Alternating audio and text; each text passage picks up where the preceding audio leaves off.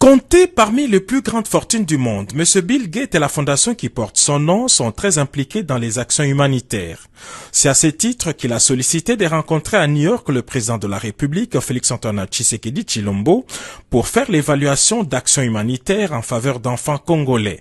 D'abord, merci beaucoup, mais d'abord, il faut savoir que c'est Bill Gates qui avait demandé lui-même de rencontrer le chef de l'État. Parce que, comme vous savez, la fondation est très impliquée dans le système sanitaire mondial.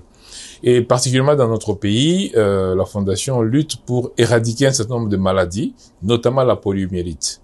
La poliomyélite, vous savez, c'est cette maladie qui rend les enfants infirmes et qui reste malheureusement des adultes infirmes définitivement. On était en 2022 à 500 cas d'enfants qui sont devenus infirmes. En 2023, on est passé à 200 cas et cette année, on est à 22 cas. Ça veut dire qu'il y a une diminution très importante de la poliomyélite. La deuxième chose, c'est que la vaccination de routine. Vous savez, les vaccins que les enfants reçoivent tous les jours.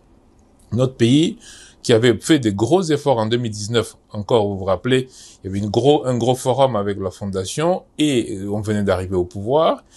Et un an après, on avait augmenté le nombre d'enfants vaccinés de plus de 30 points. Là, on est en train de voir comment est-ce qu'on remonte le taux de vaccination de nos tout petits enfants et voir un peu comment aussi aider dans Mpox actuellement, parce que Mpox, vous savez, c'est cette épidémie qui est en cours. Alors, le président de la République a parlé de tous ces problèmes, mais il a aussi posé un problème qui est celui de l'éducation nationale, parce qu'il a demandé effectivement à Bill s'il était possible qu'on aide nos enfants à acquérir des tablettes pour que l'éducation nationale soit facilitée pour la majorité, pour les millions de nos enfants.